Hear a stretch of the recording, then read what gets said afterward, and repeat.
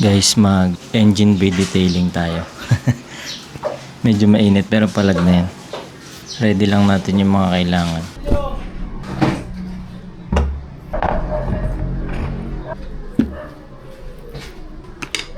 Bali once a year ko nga lang pala ito ginagawa, guys.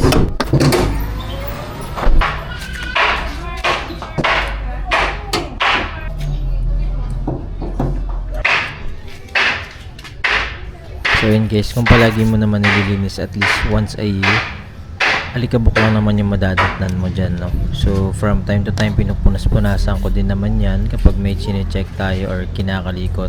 DIY lang naman to guys. So kung ano lang yung maabot ng kamay natin dyan, yun lang yung lilinisin natin. Nga pala, waterless wash to. So gumagamit lang ako dito ng all-purpose cleaner na pH neutral. Yun guys, sabay na din natin to. Alisin na natin to para mapunasan din natin yung sa may bandang busina.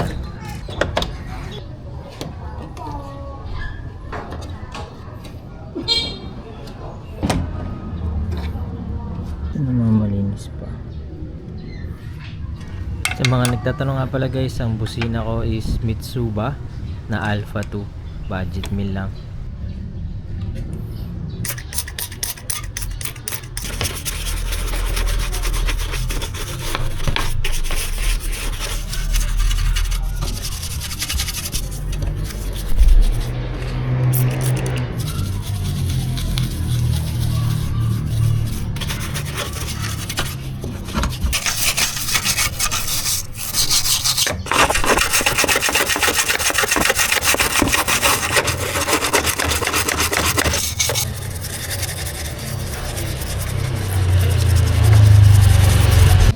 Ayan guys, after ko i-brush, pinupunasan ko lang ng microfiber. Okay na rin yan, bawas na rin yung mga alikabok at dumi dyan.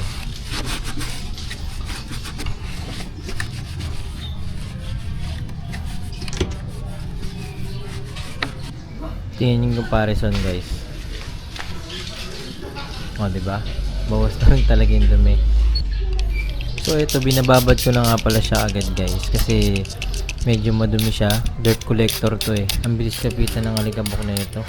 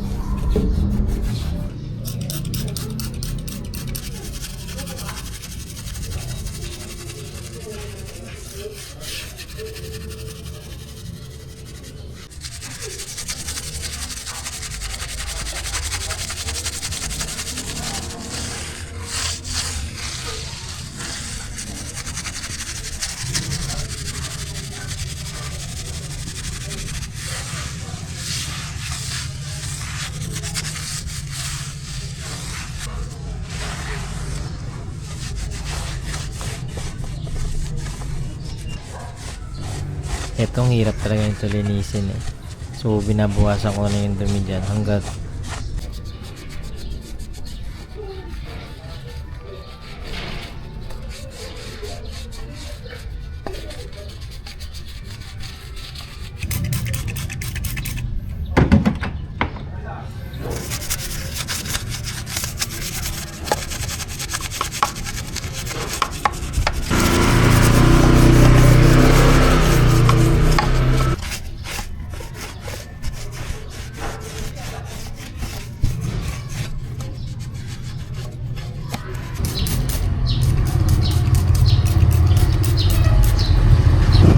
alam nyo ba guys, dati nagpa engine bay cleaning ako sa kasa. Sobrang mahal, 1,000 ata yun or 1,500. After hindi na ako umulit, ako na lang din gumawa kasi yung mga sulok sa gilid hindi rin naman nalilinis, parang nilagyan lang ata ng wax yun.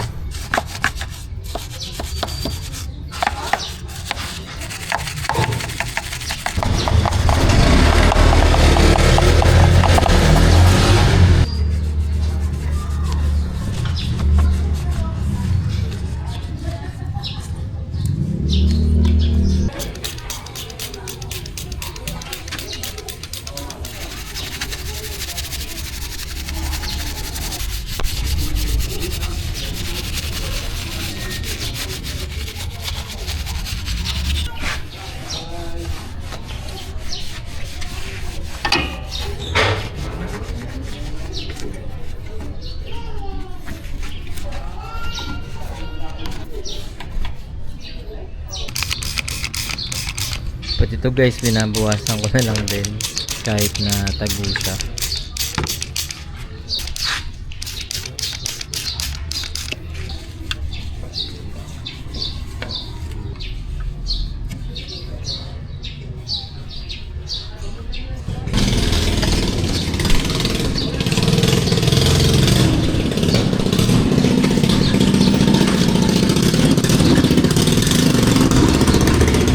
Sa may bandang fender guys, binabawasan ko lang yan, yung maaabot na ng daliri ko.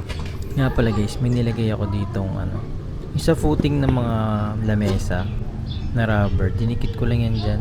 Nakakali siya nung pumapasok sa fender na tubig.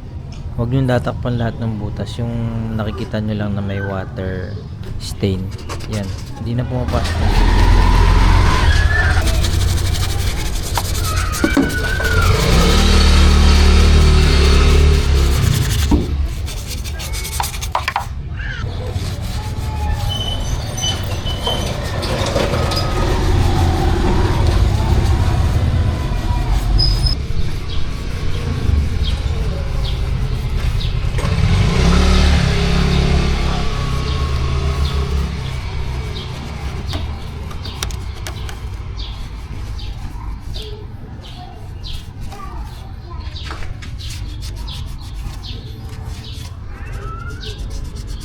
Etong mga ganito guys, hindi naman to kapitin ng dumi, punas-punas, okay na yan. Tapos ito guys, tong lock ng hood, napansin ko, nanggigitata na siya eh. Parang ang lagkit-lagkit na nung grasa. So ngayon lilinisin natin siya, tapos palitan na rin natin ang grasa. Sahuran lang natin dyan. Tapos WD-40 para mawala yung lagkit.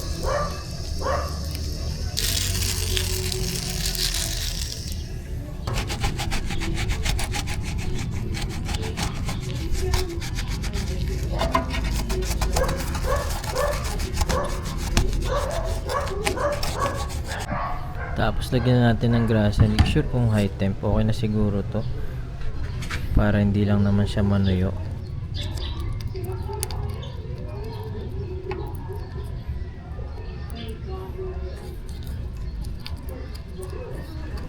Tapos ito nga din pala guys, nilalagyan ko.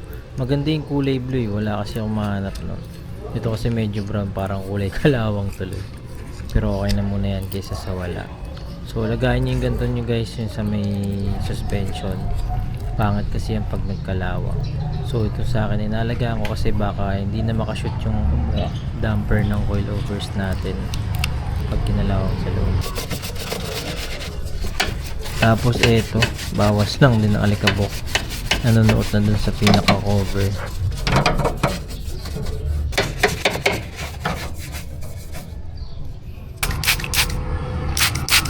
Yan, linisin nyo lang din yung cover para pag binalik, okay na.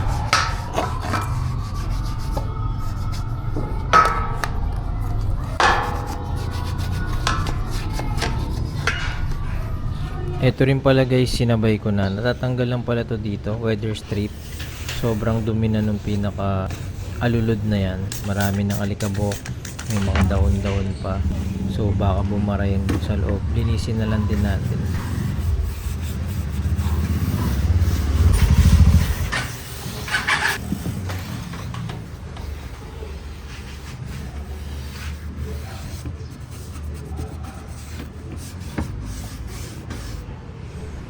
So yun guys, nalinis na natin. Yan, tingnan mo, may alikabok na agad yung sa gitna. Pero malinis yan. So kulang na lang, lagyan na lang din natin to ng wax para mas magkaroon naman ng konting protection.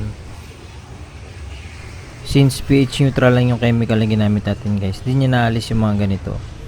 So okay lang naman sa akin. Ayoko kasi gumamit ng mga matapang na chemicals, baka magkakalawang pa yung ibang parts dyan. So yun, pakintabi natin ng kaunti at saka konting protection. Graphene seal lang pala yung meron tayo guys. Meron silang product mismo na engine seal eh. Ayun dapat yung pang finish sa ganyan. Pero okay lang din naman tong ganito. Safe lang yan. Spray lang natin siya all over. Tapos yan, babuff lang natin. Hand buff lang ng microfiber.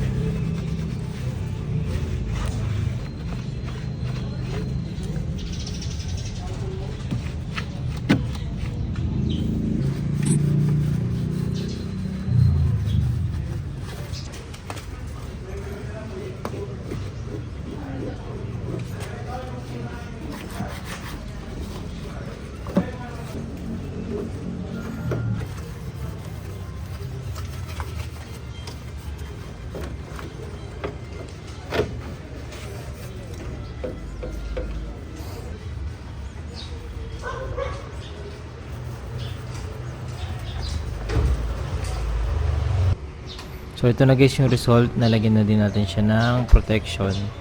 Okay na yan, isang taon ulit. Babalik na lang natin yung cover dito, okay na tayo.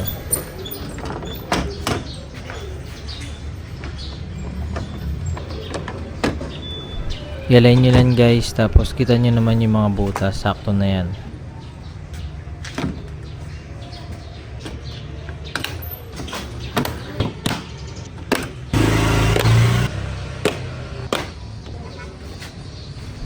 Ayan guys, tapos na tayo. Linis na, no? Game montage natin.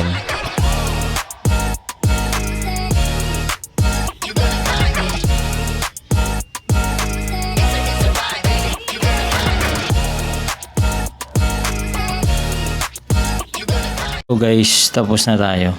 Sobrang nakakapagod din talaga yun guys kahit waterless siya. Kasi mabusisi. Isa-isayin mo yung bawat part, tapos spray, brush, punas, no? Pero at least nabawasan natin yung dumi. Kasi maganda pag summer, hindi agad madudumihan yun. Naalikabukan pero hindi na agad mapuputik-putikan yung mga gilid. Kaya sulit pag naglinis ka ng summer. Kaya yun lang, check nyo na lang din yung video natin. Sana may natutunan kayo sa video na yun. Sundan nyo na lang din yung steps. PH neutral yung gamit natin para safe sa mga bakal sa loob. Anti-rust din yun. Like, comment, share, and subscribe na lang kung natulungan ko kayo at may natutunan kayo ngayon. Yun lang, maraming salamat, subscribe.